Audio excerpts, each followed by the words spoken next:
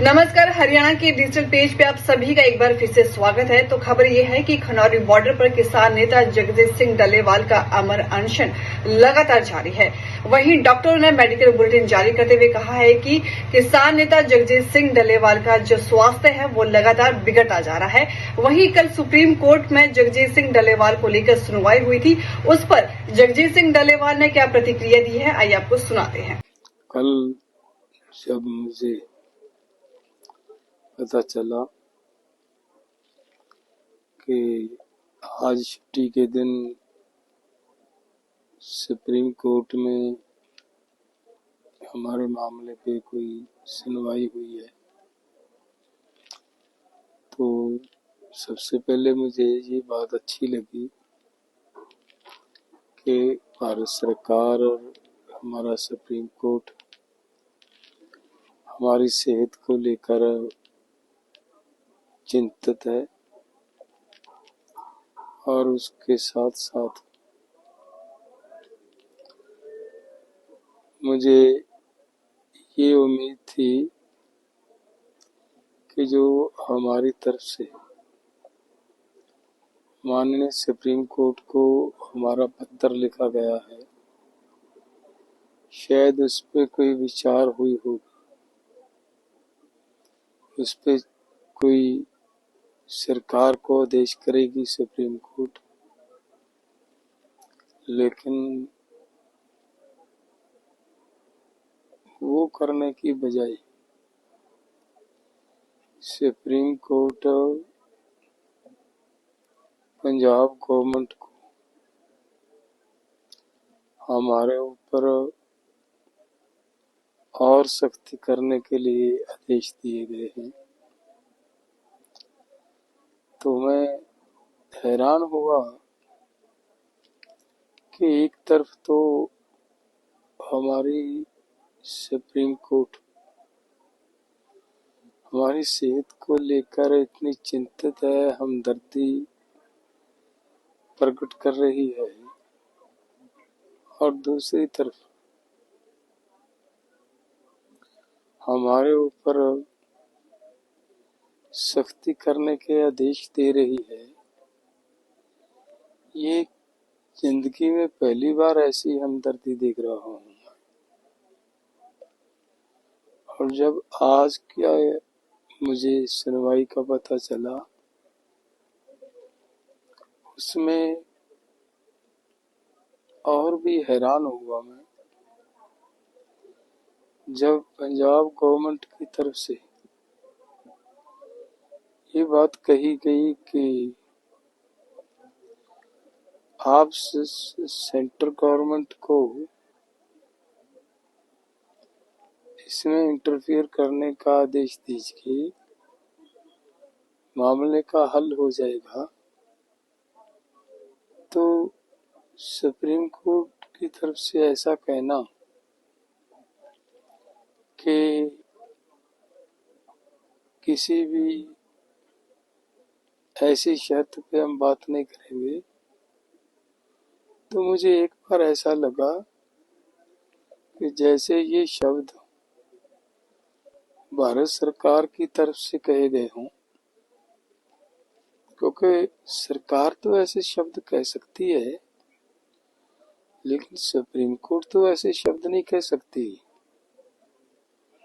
Supreme court तो एक ऐसी जगह है, अगर कहीं भी किसी को इंसाफ नहीं मिलता तो वो सुप्रीम कोर्ट जाता है। और सुप्रीम कोर्ट ने बाद में जब मुझे पता चला कि ये शब्द सुप्रीम कोर्ट ने कहे हैं, तो मुझे दुख हुआ। तो इसका मतलब ये निकलता है, जो इतने सख्त आदेश हमें हमारे मामले में सरकार को दिए जा रहे हैं, शायद वो सब सुप्रीम कोर्ट भी यही चाहता हो कि सरकार किसानों के ऊपर गोलियां चलाए, गोलियां मारे, किसानों को मारे। तो ये कैसी हमदर्दी है, किसानों के ऊपर गोलियां चलाने के आदेश देकर और हमदर्दी प्रकट की जा रही है। दूसरी बात मैं ये स्पष्ट करना चाहता हूँ माननीय सुप्रीम कोर्ट जी को कि जो ये अनशन चल रहा है ये हमारी केंद्र सरकार से मांगे हैं। मांगे भी नहीं है, केंद्र सरकार ने हमारे साथ वायदे किए हैं। उन वायदों के लेकर हम ये अपनी लड़ाई लड़ रहे हैं और शांतिपूर्ण ढंग से लड़ाई लड़ रहे हैं। तो अब तो माननीय सुप्रीम कोर्ट जी, आपकी बनाई हुई कमेटी ने भी ये रिपोर्ट दे दी है, कि भाई आप किसानों को एमएसपी देने की जरूरत है। और पार्लियामेंट्री कमेटी की रिपोर्ट भी आ गई है कि किसानों को एमएसपी और कर्ज मुक्ति करने की जरूरत है।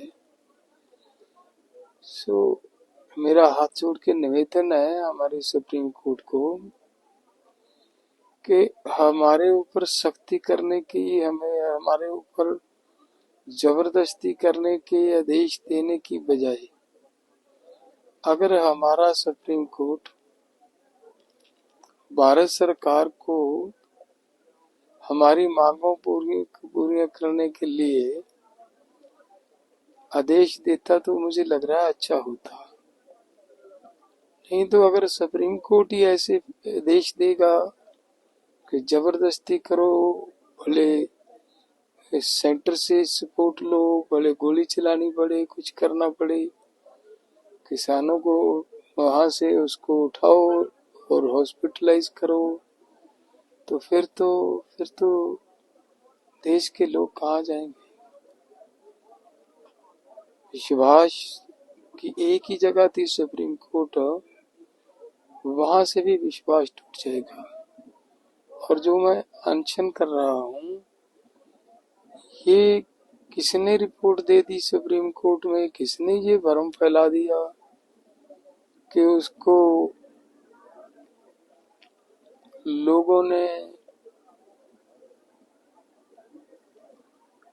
अपने कब्जे में कर रखा है? ऐसी बात कहाँ से आई? मैं यहाँ जितने हमारे साथी हम मिलकर आंदोलन कर रहे हैं, सबसे आयु में बड़ा हूँ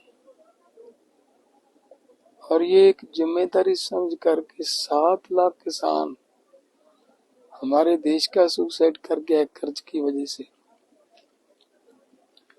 उनको बचाना जरूरी है, इसलिए हम बैठे हैं, किसी के दबाव में नहीं है। कृपया ऐसी मत सोचो और ना ही ऐसा भ्रम फैलाया जाए देश के अंदर।